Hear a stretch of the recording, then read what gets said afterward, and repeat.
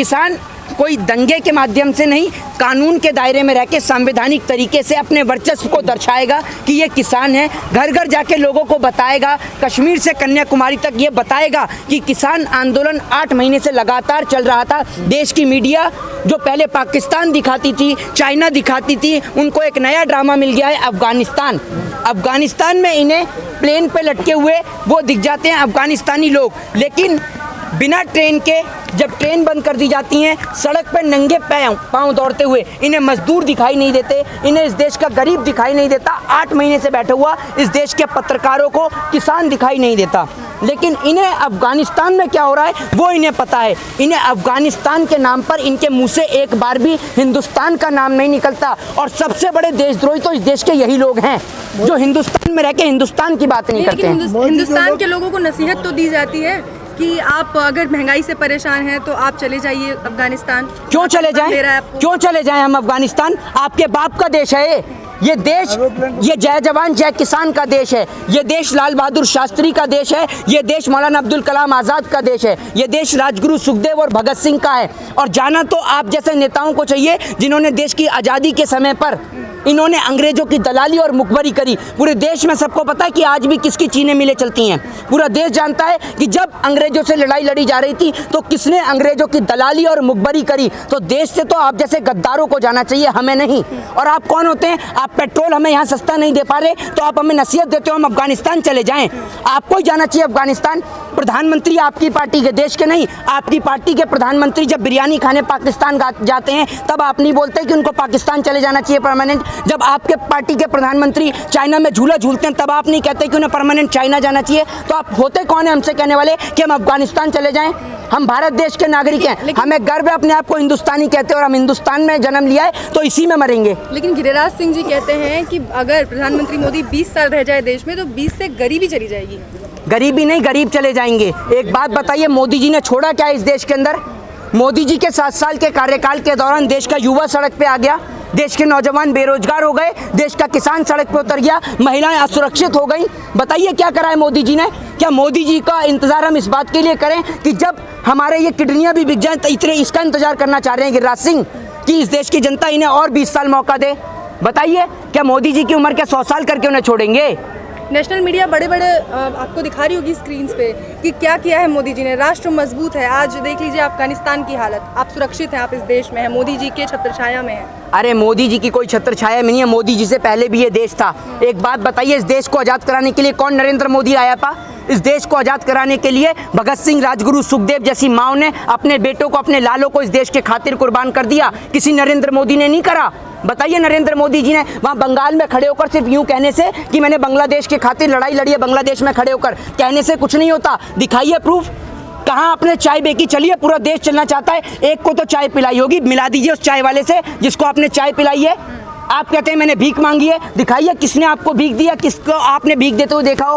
किसी ने तो देखा होगा। बताइए आप कब स्कूल में पढ़े, आपके साथ का कोई क्लासमेट का आता पता नहीं है, जो बोलते हैं आप, जो मुंह में आता है बोलते चले जाते हैं।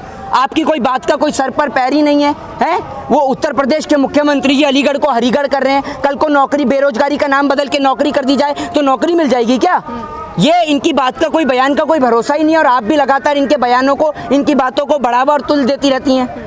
तूल देने का काम देखिए, तूल नहीं दे रहे हैं। अगर वो आपके प्रतिनिधि हैं, हमारे प्रतिनिधि हैं, तो उनके बयान भी मायने रखते हैं। एक बात मुझे बताइए, कौन से प्रतिनिधि हैं? ऐसा कौन सा प्रतिनिधि है जो नाम बदलने का काम करता है? हमने भी 1947 में देश आज़ाद हुआ है, हम उस समय नहीं थे, लेकिन देश का इतिहास बखूबी पढ़ा है। भाजपा RSS का इतिहास नहीं पढ़ा हमने। बता दीजिए इस देश के इतिहास में कौन सा मुख्यमंत्री, कौन सा प्रधानमंत्री हुआ है जिसने नाम बदलने का काम करा है सिवाय इनके?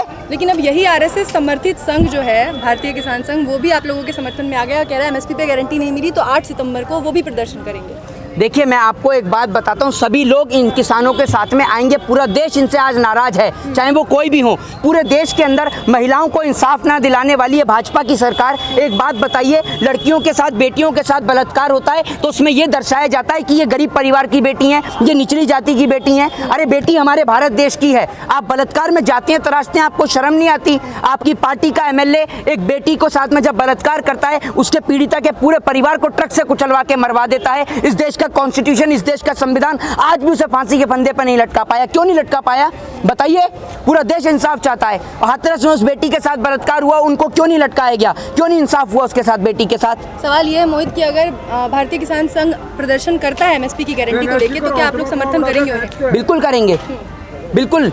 और आप लोग जो मुजफ्फरनगर के महापंचायत को लेके इतने उत्साहित हैं, लेकिन बीजेपी के ही एक प्रतिनिधि हैं, नेता हैं, वो कहते हैं कि राकेश टिकैत को जहां जाना है जाएं, जो करना है कर ले, लेकिन वो सब जानते हैं कि वो बिचौलियों के नेता हैं। उनके पिताजी जो थे वो किसानों के नेता थे, वो बिचौलियों के नेता हैं। देखिए, भारतीय जनता पार्टी का काम है इस तरीके की बयानबाजी करने का, लेकिन पूरा देश जानता है, पूरा किसान संगठन खड़ा हुआ है और किसान कोई अलग नहीं है, पूरा किसान एक साथ एकजुट होकर खड़ा हुआ है। और किसान को जो लोग बांटने का काम कर रहे हैं ना, तो ये बंटने वाले नहीं है। और आपको बता दूं कि धर्म का नशा इतना गंदा है कि लोगों को 100 रुपये पेट्रोल नहीं दिखता है, 900 रुपये का गैस का सिलेंडर नहीं दिखता है, बढ़ती बेरोजगारी और महंगाई इन्हें नजर नहीं आती। ये इतना गंदा धर्म का नशा है। तो देश के लोगों से निवेदन है कि बंटने का प्रयास ना करें, बल्कि बांटने वाली ऐसी भारत जलाओ पार्टी को इस देश से निकाल दें। जय हिंद, जय भारत। भाई तो बात अब ये सगुफा छोड़ रहे हैं, वो मक्का है ले रहे, पर मक्का अलग विचार है, का अलग विचार है।